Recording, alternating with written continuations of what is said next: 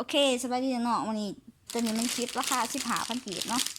15,000 กีบสินค้าใหม่แต่แพ็กเกจยับอีกเช่นเคย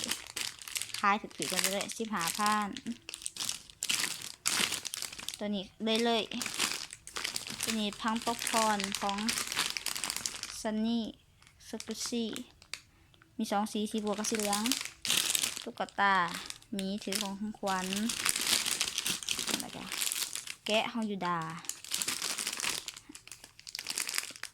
แพนเค้กตัวนี้เป็นคิตตี้กระบองเพชรตำรวจจีนเขาปั่นคิตตี้บิงซูจิงเจอร์เบสตุ๊กตากระต่ายถือสตรอเบอรี่เจ้าน้ำปั้นโอ้ตุ๊กตากิโมโนตุ๊กตาชาเมลอนแล้วก็ตุ๊กตาแม่ก่อนแม่ตุ๊กตาแรคคิล่ามีมัมมี่ของไหมเราบอกให้ใส่แพ็กเกจเลยตัวนี้ตุ๊กตาเป็ดตัวนี้มีตำหนิห้อยเปื่อนอยู่บนนี้เนาะบอกก่อนใส่ตุ๊กตามีเฮ็ดบันนี้เลยตัวนี้ตุ๊กตาผู้หญิงกาแดมกาแล็กซี่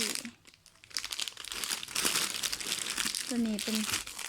ฮันนี่โทสตัวนี้ฮันนี่โทสงามๆเลยตัวจริงมันเหลืออันเดียวนะมั้งตัวนี้ไอติมสีลุงตัวนี้ตุ๊กตากบทั้งเลยตัวนี้ม้าจิงจอกตุ๊กตาหนูไข่ไข่เกิดบัลเล่ตุ๊กตามันเฮ้ยยังซอมบี้เกิดเคเกิดอีตัวนี้มี2 สีสีฟ้ากับสีเขียวสีฟ้าอยู่ใส่สีฟ้ายังรบกวนเลยนะแล้วก็ตัวนี้เป็นม้าจิงจอกตัวนี้เป็นเค้กหมกตุ๊กตาเพนกวินตุ๊กตามีถือเค้กฝั่งนี้มันราคา15,000 กีบเด้อ